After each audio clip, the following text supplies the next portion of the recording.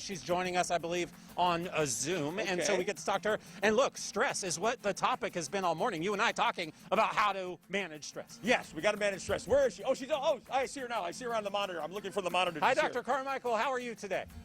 Hi, I'm great. How are you, Scott? You know, we're doing pretty good.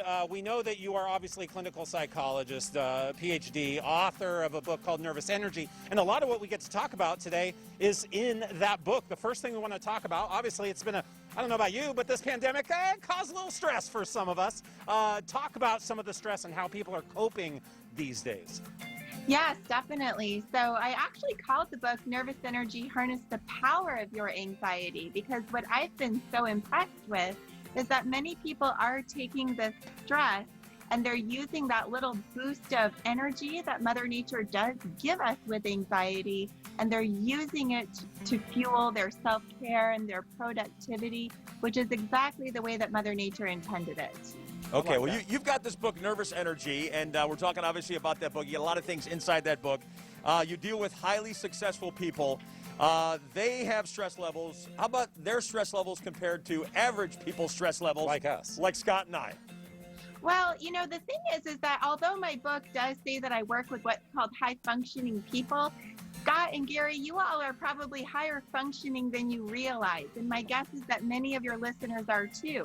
So if you are someone that can, say, set an alarm clock and get and be somewhere on time, then in psychology parlance, you would be higher functioning than you think, right? People who can have good relationships and learn new skills. In psychology, we look at that as high functioning. All right. Wow. I love that. And this idea of nervous energy that you're talking a lot about, I've met a guy named Gary Gelfand who I believe has a little bit of nervous energy from time to time. Tell us. Lucky you, Gary. What does it mean?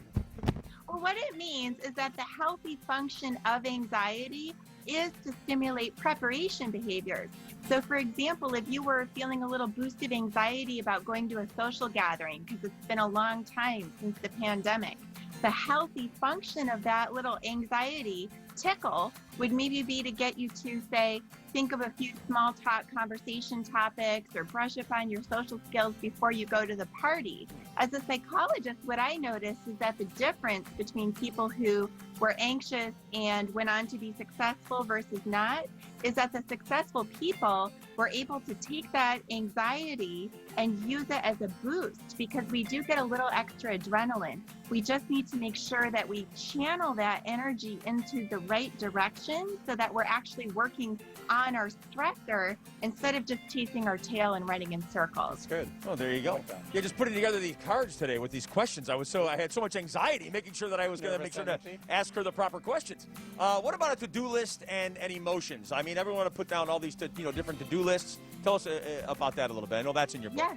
Sure. So the to-do list with emotions is one of my favorite techniques in Nervous Energy, harness the power of your anxiety, because that's what it does, is the power of it. So suppose that you have a to-do list and you suddenly find yourself either procrastinating or you're doing everything, but you're just feeling like a hamster on a wheel, feeling really empty. What we would do is we would look at your to-do items. Then we'd find out what's the emotion that occurs to you with that item. And then what's the self-care plan? So for example, I had a client that was supposed to help his mom clean out the attic, but he just kept putting it off. He felt like a terrible son. He said, "What's wrong with me?" And I said, "Okay, what's the emotion behind that task?"